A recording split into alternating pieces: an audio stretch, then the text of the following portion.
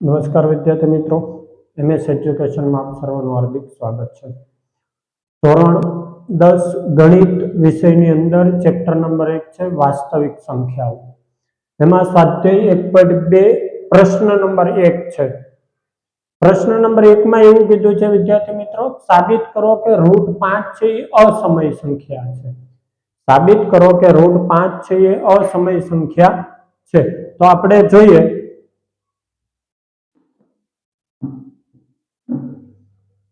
તો સાબિત આપણે કરીએ તો કે પહેલા તો આપણે એને ધારી લઈએ. ધારો કે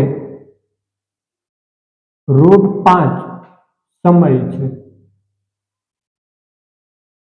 અને આપણે ધારી લીધું કે √5 છે એ સમય સંખ્યા છે. તો ત્યારબાદ હવે આપણે જોઈએ કે આથી કોઈ પણ અવિભાજ્ય સંખ્યા, આથી કોઈ પણ અવિભાજ્ય સંખ્યા, કોઈ પણ અવિભાજ્ય સંખ્યા A અને B, A અને B, A અને B માટે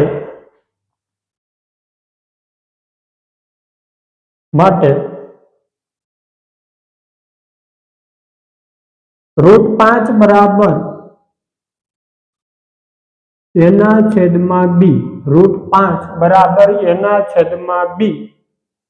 શક્ય છે. એટલે કે આથી કોઈ પણ અવિભાજ્ય સંખ્યા છે A અને B માટે √5 બરાબર એના છેદમાં B છે એ શક્ય છે. ત્યારબાદ આપણે જોઈએ તો કે હવે તેનો વર્ગ કરતા, હવે તેનો વર્ગ કરતા, એટલે આ જે પદ જે આપેલું છે એનો આપણે વર્ગ કરવાનો છે. તો કે √5 નો સ્ક્વેર બરાબર એના છેદમાં B નો સ્ક્વેર, એના છેદમાં B નો સ્ક્વેર એટલે √5 નો વર્ગ કરશું એટલે 5 બરાબર એનો સ્ક્વેર છેદમાં B નો સ્ક્વેર, 5 બરાબર એનો સ્ક્વેર છેદમાં B નો સ્ક્વેર થશે એટલે A સ્ક્વેર બરાબર 5B નો સ્ક્વેર. હવે આ છેદમાં છે A સ્ક્વેર ના છેદમાં B સ્ક્વેર બરાબરની ઓલી બાજુ જાય એટલે કે આ ભાગાકારમાં છે, બરાબરની ઓલી બાજુ જાય એટલે કે ગુણાકારમાં થઈ જાય એટલે A સ્ક્વેર બરાબર 5B નો સ્ક્વેર થશે. એટલે કે આમ 5 એ એનો અવયવ છે, આમ 5 એ A સ્ક્વેર નો અવયવ છે. રેડી? ત્યારબાદ આપણે જોઈએ પ્રમેય 1.3 મુજબ, પ્રમેય 1.3 મુજબ 5 એ A સ્ક્વેર નો અવયવ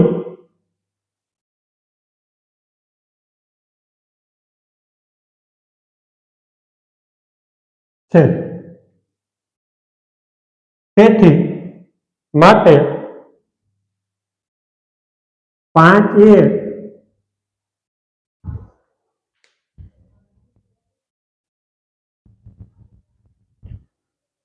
એનો પણ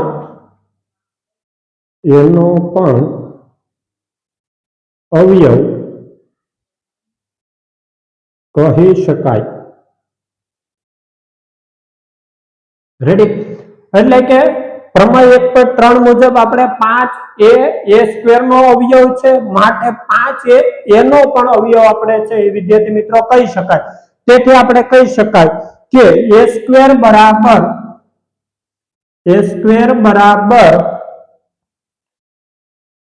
5C નો સ્ક્વેર,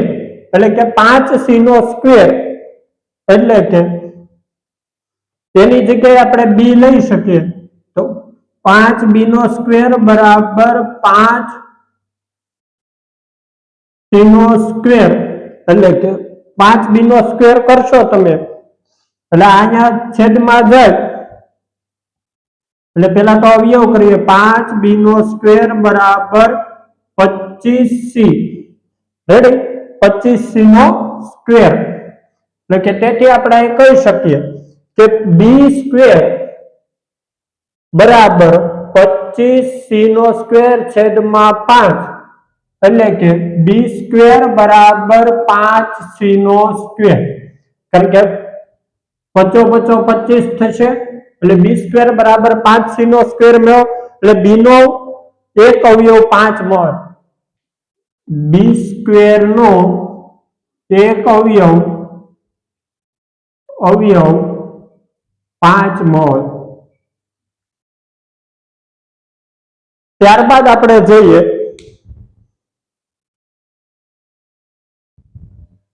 તો હવે આપણે જોઈએ પ્રમેય માટે પ્રમેય 1.3 અનુસાર 5a b સ્ક્વેર નો અવયવ હોય તો b સ્ક્વેર નો અવયવ હોય તો 5a b નો પણ અવયવ કહેવાય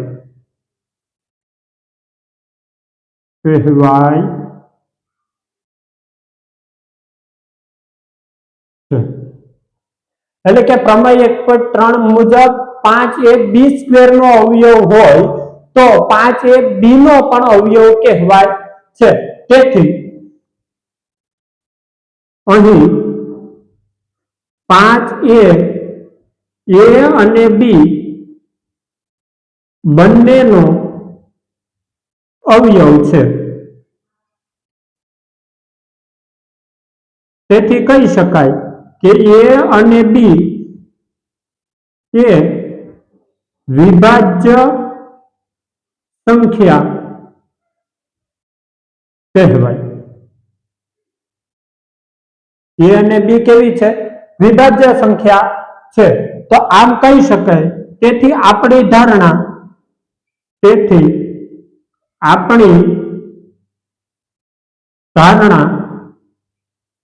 √5 એ સમય સંખ્યા છે તે ખોટી પડે તેથી √5 એ અસમય સંખ્યા છે